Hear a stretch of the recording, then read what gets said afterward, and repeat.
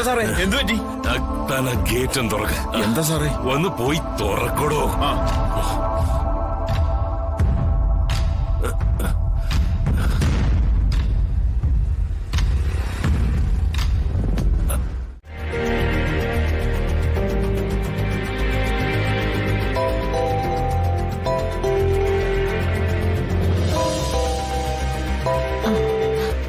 Hello.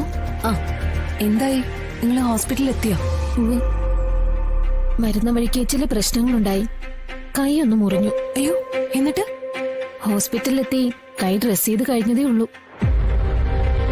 പിന്നെ ഡോക്ടറെ കാണാൻ പറ്റിയില്ല. നാളെ രാവിലെ ഡോക്ടർ വരുള്ളൂ. അപ്പോ ഇന്ന് പിന്നെ അവിടെ സ്റ്റേ ചെയ്യേണ്ടി വരുമല്ലേ? ഞാനിവിടെ കാഷ്വാലിറ്റി തന്നെ ആയതുകൊണ്ട് എനിക്ക് കുഴപ്പമൊന്നുമില്ല. ശിവൻ പുറത്തെവിടെ ഉണ്ട്. ശരി, എന്തെങ്കിലും ആവശ്യമുണ്ടെങ്കിൽ വിളിക്ക്. ശരി.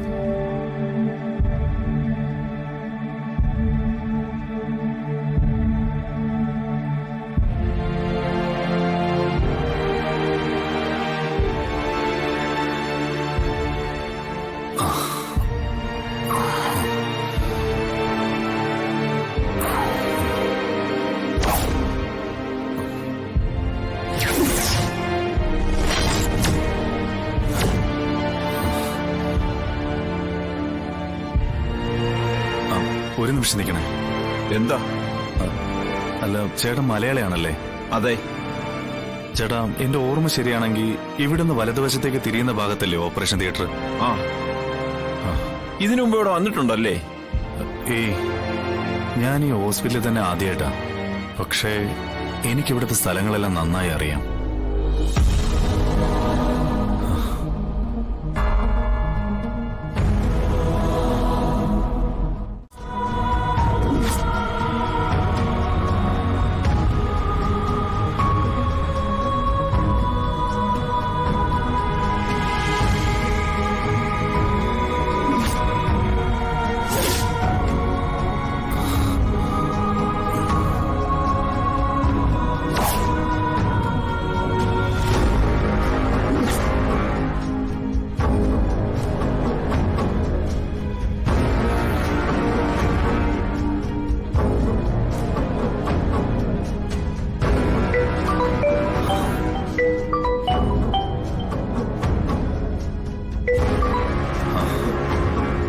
ഇതെവിടെയാ? ഉറങ്ങാനുള്ള സ്ഥലമൊക്കെ കിട്ടിയോ? ഞാൻ ഓപ്പറേഷൻ തിയേറ്ററിന് മുന്നിൽ നിൽക്കുക. അതെങ്ങനെ കണ്ടുപിടിച്ചു? അത് പിന്നെ എനിക്ക് അറിയാൻ പാടില്ലേ? ഈ ഹോസ്പിറ്റലിന്റെ മുക്കും മൂലയെല്ലാം എനിക്കറിയാം. രേഷ്മ റെസ്റ്റ് എടുക്ക്.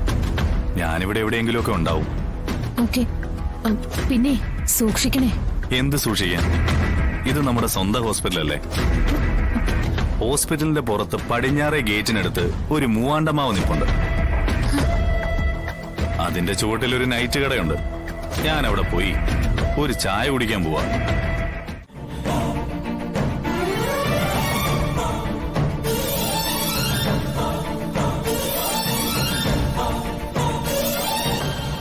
മഹേന്ദ്രൻ അങ്കിള് ആൾക്ക് ജീവനുണ്ട്. നിന്റെ അപ്പൻ രാജന്മ ശത്രുവാണെന്നല്ലേ ഇയാളെ പറ്റി പറയുന്നത്. പാതി ചത്ത് കിടക്കുക. ബാക്കി പകുതി കൂടി കൊന്നാ ഈ ഒരു ചാപ്റ്റർ അങ്ങ് അവസാനിക്കും. എന്താ ഒരു കൈ നോക്കുന്നോ? എനിക്കതിൽ വിരോധമൊന്നുമില്ല. അച്ഛൻ മരിച്ചാ തലക്കിലിരുന്ന് മകൻ കരയേണ്ടി വരില്ലേ? അതൊന്ന് കൺകുളിർക്ക കാണാൻ വേണ്ടി വേണമെങ്കിൽ ഇതിവിടെ അവസാനിപ്പിക്കാം.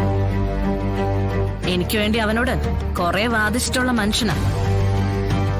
അതിന്റെ ഒരു നന്ദി നമുക്കിങ്ങനെയൊക്കെയല്ലേ കാണിക്കാൻ പറ്റൂ. എന്നാ പിന്നെ നീ നിന്റെ അപ്പനെ വിളിച്ചൊന്ന് ചോദിക്കേ. ഇങ്ങനൊരു അവസരം വീണ് കിട്ടിയിട്ടുണ്ട്, ഒരാളും കണ്ടിട്ടുമില്ല. ഇവിടെ ഇട്ട് ഇയാളെ അങ്ങ് തീർക്കട്ടെ എന്നാ.